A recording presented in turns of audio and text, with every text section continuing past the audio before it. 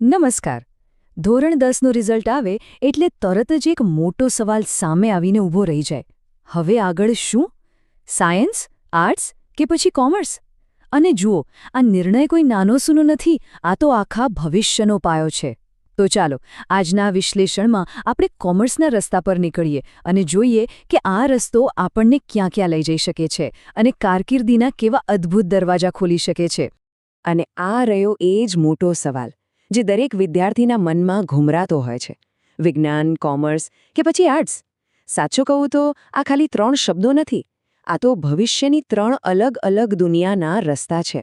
તો ચાલો, આજે આપણે કોમર્સની દિશામાં એક ડગલું ભરીએ અને જોઈએ કે આ રસ્તો આપણને કઈ મંઝિલ સુધી પહોંચાડી શકે છે. જુઓ, કોમર્સ એટલે માત્ર ખાતાવહીના પાના કે આંકડાઓની માયાજાળ નથી. ના, એનાથી ઘણું વધારે છે. આ તો બિઝનેસ, ફાઇનાન્સ અને મેનેજમેન્ટની આખી દુનિયાનું એક ગ્રેન્ડ એન્ટ્રી ગેટ છે. એ આપણને શીખવે છે કે પૈસા ખરેખર કેવી રીતે કામ કરે છે, મોટી મોટી કંપનીઓ કેવી રીતે ચાલે છે અને આ જે આખું બજાર છે એમાં ખરીદ વેચાણનો ખેલ કેવી રીતે રમાય છે. તો આપણી આજની સફરમાં આપણે શું જોવાના છીએ? સૌથી પહેલાં તો કોમર્સ શું છે અને શા માટે. પછી વાત કરીશું પ્રોફેશનલ કોર્સની, મતલબ કે એક્સપર્ટ બનવાનો રસ્તો. એ પછી ગ્રેજ્યુએશન, ક્રિએટિવ ફિલ્ડ્સ અને હા, સરકારી નોકરીઓ વિશે પણ જાણીશું. અને છેલ્લે આ બધી માહિતીના આધારે કોમર્સના ફાયદા શું છે એ સમજીશું. ચાલો ત્યારે શરૂઆત કરીએ એકદમ બેઝિક સવાલથી. આખરે આ કોમર્સ છે શું? એમાં કયા વિષયો ભણવાના આવે અને એનાથી એવી કઈ સ્કિલ્સ મળે છે જે આગળ જતા કામ લાગે? આ બધું જ આપણે આ વિભાગમાં સમજીશું. તો જુઓ, કોમર્સના 4 મેઇન પિલર્સ છે. પહેલું એકાઉન્ટન્સી, જે પૈસાનો હિસાબ કિતાબ રાખતા શીખવે છે. બીજું સ્ટેટિસ્ટિક્સ, એટલે કે આંકડાઓની ભાષા સમજવી.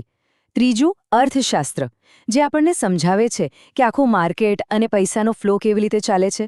અને ચોથું બિઝનેસ એડમિનિસ્ટ્રેશન, જે શીખવે છે કે કોઈપણ બિઝનેસને મેનેજ કેવી રીતે કરવો. હા, હવે એક મોટો ડર, ગણિત. ઘણા લોકોને લાગે કે કોમર્સ એટલે બસ ગણિત જ ગણિત, પણ એવું નથી.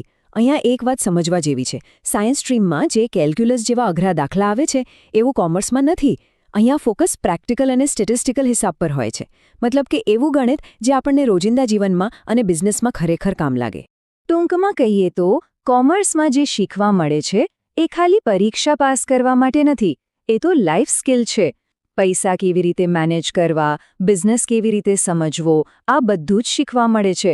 અને હા, એક સારી વાત એ પણ છે કે જે હોશિયાર વિદ્યાર્થીઓ છે એમના માટે ગુજરાતમાં MYSY જેવી સરકારી સ્કોલરશિપ પણ ઉપલબ્ધ છે, જે આગળ ભણવામાં આર્થિક રીતે મદદરૂપ થઈ શકે છે. ઓકે, તો હવે વાત કરીએ પહેલા અને કદાચ સૌથી પાવરફુલ રસ્તાની. આ એમના માટે છે જેમને કોઈ એક ફિલ્ડમાં માસ્ટરી કરવી છે, એકદમ એક્સપર્ટ બનવું છે. આ રસ્તો છે પ્રોફેશનલ કોર્સનો. અને આ છે કોમર્સના સુપરસ્ટાર કોર્सेस. CA એટલે કે ચાર્ટર્ડ એકાઉન્ટન્ટ, CS એટલે કંપની સેક્રેટરી. પછી છે CMA, cost and management accountant, જે કંપનીનો ખર્ચો કેવી રીતે ઘટાડવો એમાં માહેર હોય છે. અને CFP એટલે કે સર્ટિફાઇડ ફાઇનાન્શિયલ પ્લાનર, જે પર્સનલ ફાઇનાન્સના એક્સપર્ટ હોય છે. ચાર્ટર્ડ એકાઉન્ટન્ટ એટલે કે CA, આ નામ તો સાંભળ્યું જ હશે. આને ફિનાન્સની દુનિયાનો સૌથી પ્રીમિયમ કોર્સ માનવામાં આવે છે. એક CA શું કરે? તો એ અકાઉન્ટિંગ, ટેક્સેશન અને ઓડિટિંગ આ બધાનો માસ્ટર હોય છે. એ જ રીતે કંપની સેક્રેટરી એટલે કે CSનું કામ પણ બહુ જ મહત્વનું છે. એ સમજો કે કંપનીનો કાનૂની સલાહકાર. કંપની બધા કાયદા અને નિયમોનું બરાબર પાલન કરે છે કે નહીં એ જોવાની જવાબદારી CSની હોય છે. એટલે જ દરેક મોટી કંપનીને એક CS તો જોઈએ જ. હવે જો કોઈને સીધા પ્રોફેશનલ કોર્સમાં નથી જવું તો એનો મતલબ એ નથી કે રસ્તા બંધ થઈ ગયા. અરે, એક બીજો બહુ જ મજબૂત રસ્તો છે અને એ છે ગ્રેજ્યુએશન. આ એક એવો પાયો છે જેના પર કારકિર્દીની કોઈ પણ ઇમારત ચણી શકાય છે. ગ્રેજ્યુએશનમાં પણ ઘણા ઓપ્શન્સ છે, જેમ કે BCom એટલે કે bachelor of commerce, BBA bachelor of business administration, BCA bachelor of computer applications અને BCom LLB, જે એક ઇન્ટિગ્રેટેડ લો ડિગ્રી છે. ચાલો, આ બધા વિશે થોડું સમજીએ. આમાં BCom જે છે એ એકદમ ફાઉન્ડેશનલ કોર્સ છે. જેમને અકાઉન્ટિંગ કે બેન્કિંગ જેવી ફિલ્ડમાં જવું હોય એમના માટે બેસ્ટ છે. બીજી બાજુ BBA આ મેનેજમેન્ટનો દરવાજો ખોલે છે. જો કોઈને HR, માર્કેટિંગ કે ફાઇનાન્સ મેનેજર બનવામાં રસ હોય તો એમના માટે BBA સારો વિકલ્પ છે. અને હવે એક બહુ જ રસપ્રદ વાત. કોણે કહ્યું કે કોમર્સવાળા IT ફિલ્ડમાં ન જઈ શકે? બિલકુલ જઈ શકે છે. BCA એટલે કે bachelor of computer applications A commerce અને ટેકનોલોજીને જોડતો એક સુપરહિટ બ્રિજ છે. અને આ છે BCom LLB, જેનું ગણિત બહુ સિમ્પલ છે. કોમર્સના વિષયો અને સાથે સાથે કાયદાનો અભ્યાસ. આ બંને ભેગા મળીને બને છે 5 વર્ષની એક સંયુક્ત ડિગ્રી. મતલબ કે એક સાથે 2 ડિગ્રી. જેમને આગળ જઈને કોર્પોરેટ લોયર બનવું હોય એમના માટે તો આ બેસ્ટ ઓપ્શન છે. ઘણા લોકોને લાગે છે કે કોમર્સ એટલે બસ આંકડા અને અકાઉન્ટ્સની સૂકી દુનિયા. પણ ના, જેમનામાં ક્રિએટિવિટીનો સ્પાર્ક છે એમના માટે પણ કોમર્સ પછી ઘણા બધા એક્સાઇટિંગ રસ્તાઓ ખુલ્લા છે. ચાલો એક નજર એના પર પણ કરીએ. જરા વિચારો, hotel management, event management, digital marketing, mass communication કે પછી ફેશન અને ઇન્ટિરિયર ડિઝાઇનિંગ. આ બધી ફિલ્ડમાં ક્રિએટિવિટી તો જોઈએ જ, પણ સાથે સાથે બજેટિંગ, માર્કેટિંગ અને મેનેજમેન્ટની સમજ પણ એટલી જ જરૂરી છે. અને બસ અહીં જ કોમર્સનું જ્ઞાન કામ આવે છે. એ તમારી કળાને એક સફળ બિઝનેસમાં ફેરવવામાં મદદ કરે છે. ચાલો હવે વાત કરીએ એક એવા વિકલ્પની જે સ્ટેબિલિટી અને દેશ સેવાનો મોકો આપે છે. જી હા, સરકારી નોકરી. કોમર્સ ભણ્યા પછી આ ક્ષેત્રમાં પણ ઘણી બધી તકો રહેલી છે.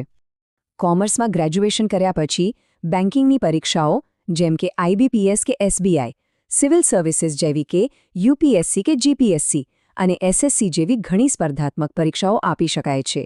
અને અહીં એક ફાયદો પણ છે. ખાસ કરીને બેન્કિંગ અને રેવન્યુ સર્વિસ જેવી નોકરીઓમાં અર્થશાસ્ત્ર અને એકાઉન્ટિંગનું જ્ઞાન બહુ જ કામ લાગે છે, જે કોમર્સના વિદ્યાર્થીઓ માટે એક મોટો પ્લસ પોઈન્ટ છે. તો આટલા બધા રસ્તાઓ આપણે જોયા, પ્રોફેશનલ કોર્સથી લઈને ક્રિએટિવ ફિલ્ડ સુધી. તો ચાલો હવે એકવાર ફટાફટ રિવાઇન્ડ કરીએ કે કોમર્સ લેવાના મુખ્ય ફાયદા શું છે, જેથી નિર્ણય લેવામાં સરળતા રહે. તો શા માટે કોમર્સ? કારણ કે પહેલું, અહીં કારકિર્દીના વિકલ્પોની કોઈ કમી નથી. બીજું, અહીં માત્ર થિયોરી નહીં પણ પ્રેક્ટિકલ અને પ્રોફેશનલ નોલેજ મળે છે. અને ત્રીજું અને સૌથી અગત્યનું, આ એક એવો મજબૂત અને ફ્લેક્સિબલ પાયો છે જેના પર ભવિષ્યમાં કોઈપણ દિશામાં આગળ વધી શકાય છે. તો આપણે કોમર્સના રસ્તાઓનો એક આખો નકશો જોયો. પણ હવે સૌથી મહત્વનો સવાલ, આ નકશા પર એવો કયો રસ્તો છે જે સીધો સપનાની મંઝિલ તરફ લઈ જાય છે? આનો જવાબ કોઈ બીજું નહીં આપી શકે. આ જવાબ તો દરેક વ્યક્તિએ પોતાની અંદર, પોતાની રુચિ અને પોતાના સપનાઓને પૂછીને જ શોધવાનો છે.